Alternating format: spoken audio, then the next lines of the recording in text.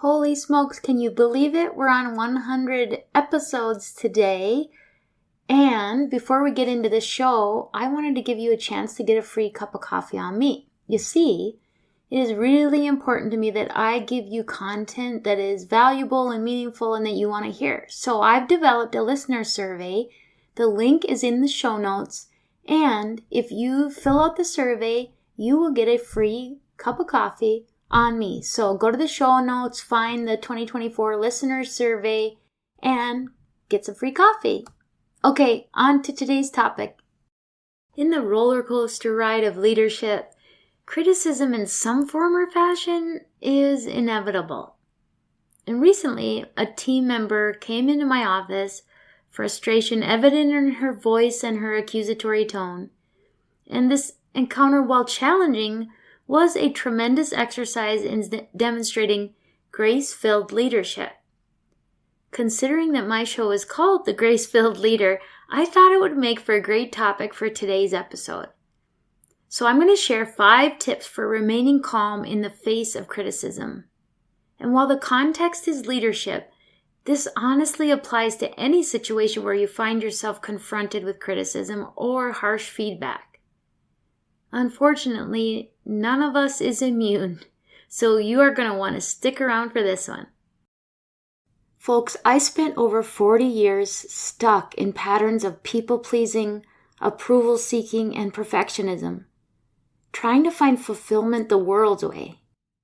It wasn't until I experienced the transformational power of the Holy Spirit through Christian life coaching that my way of being was completely changed. What I couldn't do on my own in over 40 years, God did in just a few months. He often works best through other people in our lives.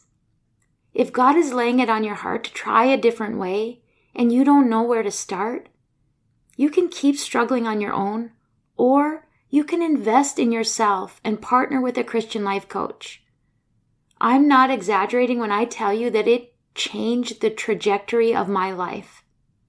If my story resonates with you, I would be honored to partner with you in your own journey.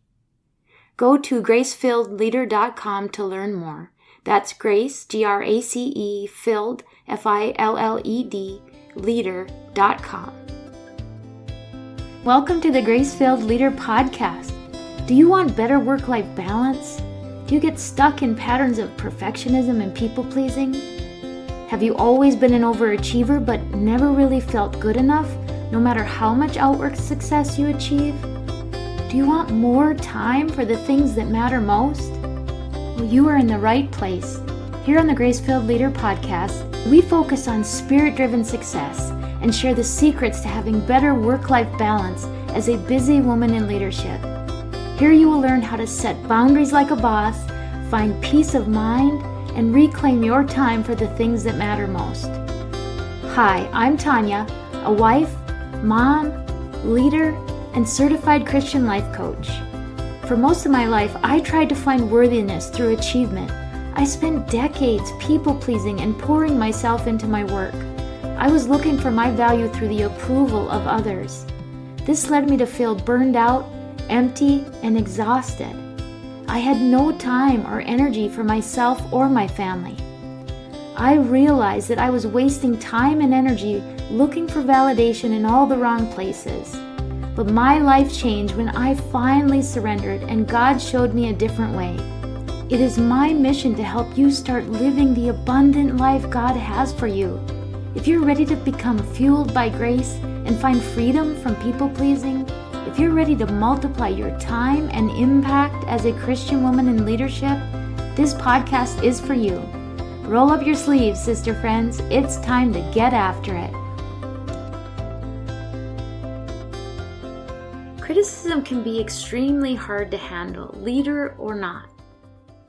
As leaders, the reality is that we're likely going to receive more than our fair share. Am I right?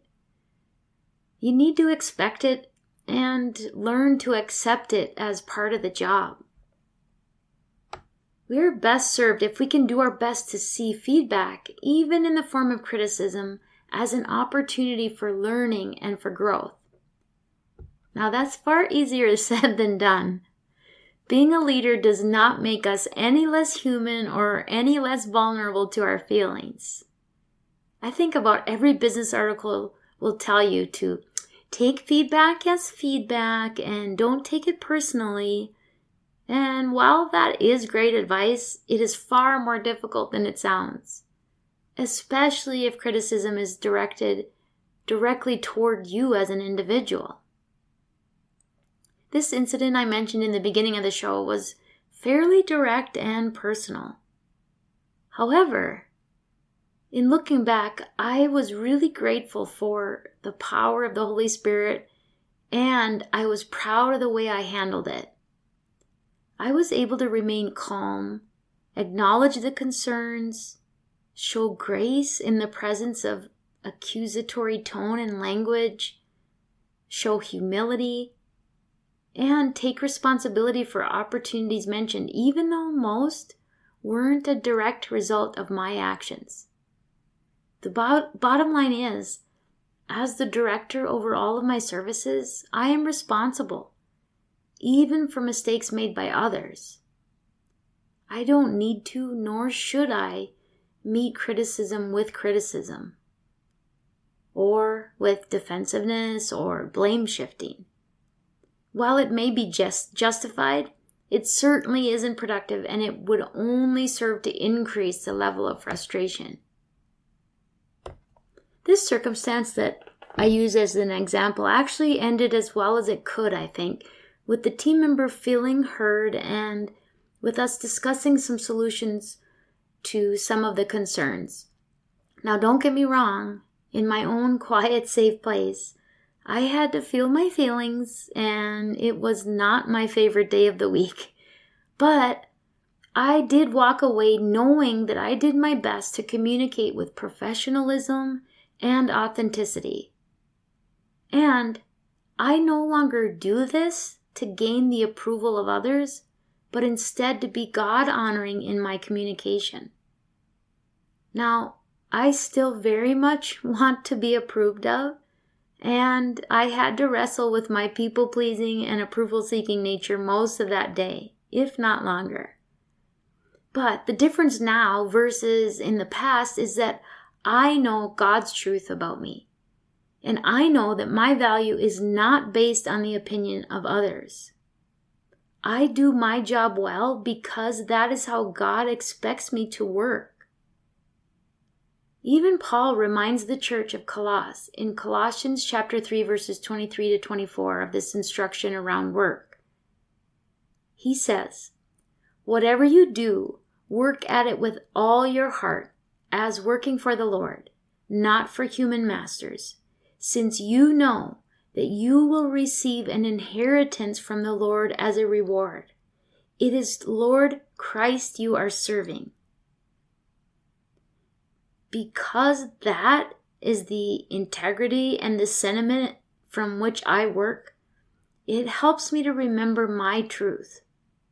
Because I work as though I serve the Lord, I do my best for Him. I'm not without fault, and I certainly fall short. But if my work ethic or my integrity is put into question, I know that is not the truth about me. It may be the perspective someone else chooses to take, but it is not true of who I am. It never has been. And perhaps that's why I'm especially vulnerable to the accusations that suggest otherwise. But anyway, I digress.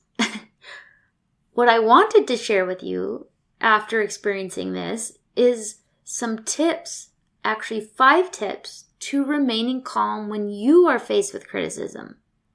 So, tip number 1, if possible, if you have the opportunity before you engage in a difficult conversation, pray. Pray, pray, pray. I actually had a few minutes notice for this particular conversation, so I prayed for the Lord to fill me with His peace, to help me remain calm, to give me ears to hear, an open mind, and a grace-giving heart. I asked Him to speak through me, to give me the words that He would want me to say. I'm not kidding when I say that this is by far the best tool I have in my toolbox as a leader. I depend on the Lord for the words and to give me a receptive heart. The second tip, acknowledge the frustrations being expressed. Instead of reacting with defensiveness or excuses, validate the concerns and the feelings of the other person. Show empathy and help them feel seen and heard. The third tip is active listening. Active listening is probably the key to successful communication. Rather than reacting impulsively, which most of us want to do, focus instead on understanding the depth of the other person's concerns. Seek to understand.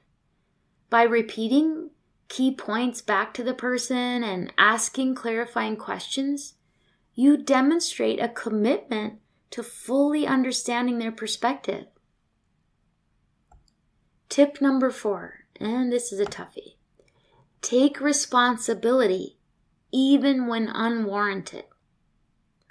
A key aspect of remaining calm is the willingness to take responsibility, even for the issues that are beyond your control. In my example, I acknowledged areas where improvements could be made, irrespective of whether they were directly tied to my actions. This not only disarmed the accusatory tone, but it also showed a commitment to improvement. I was able to talk through some plans and ideas that would help remedy some of the issues that were being raised. Now, I will give you this. This tip might be one of the more difficult actions to take.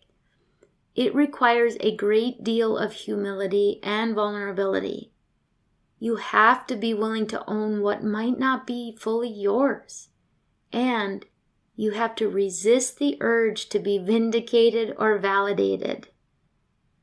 And you have to resist the urge to be right.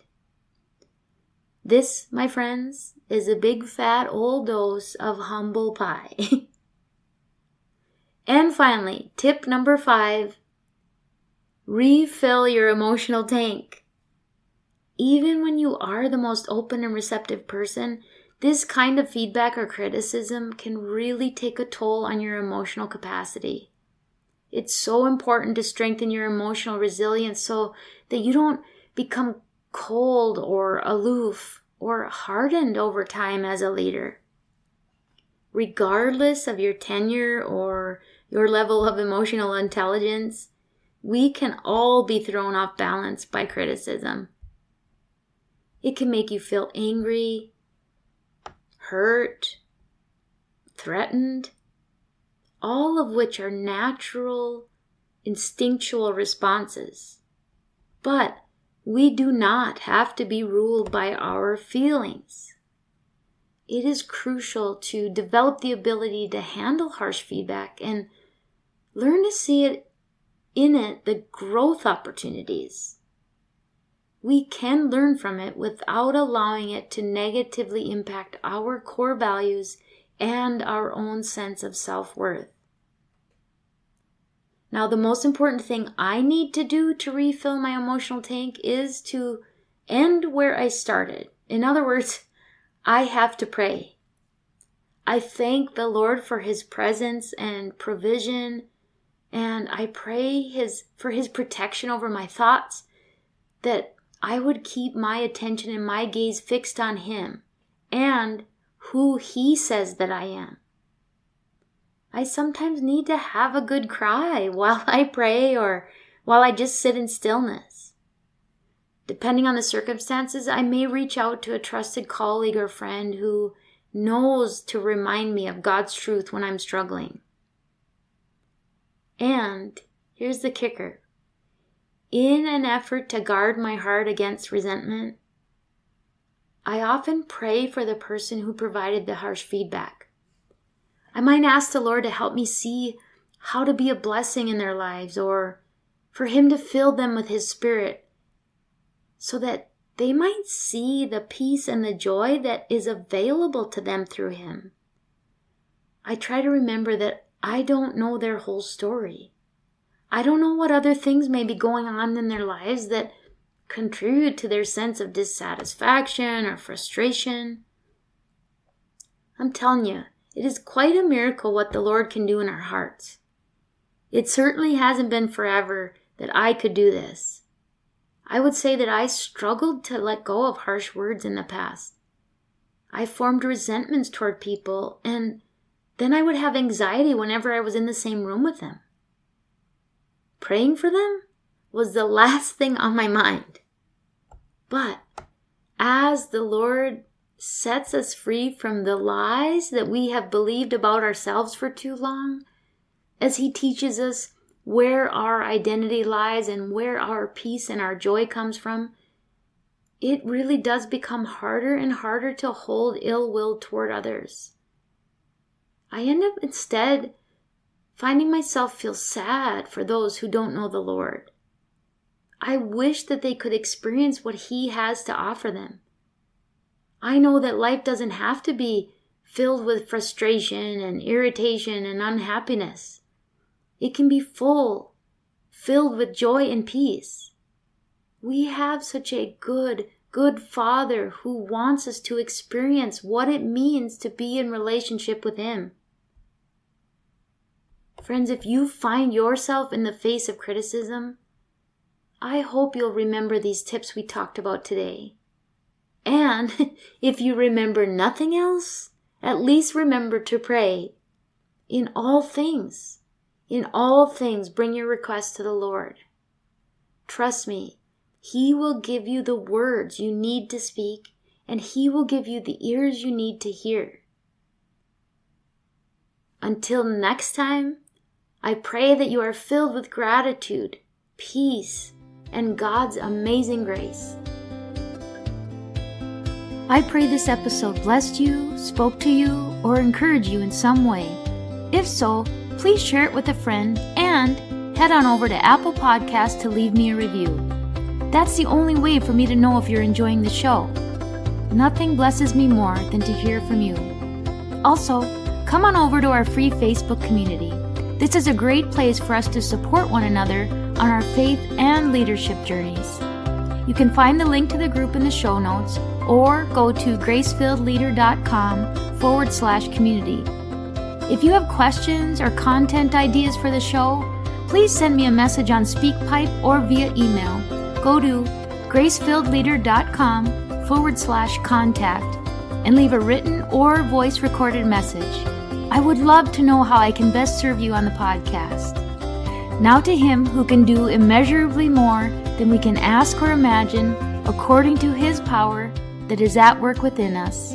Ephesians 3, verse 20. Until next time, my friends, God bless.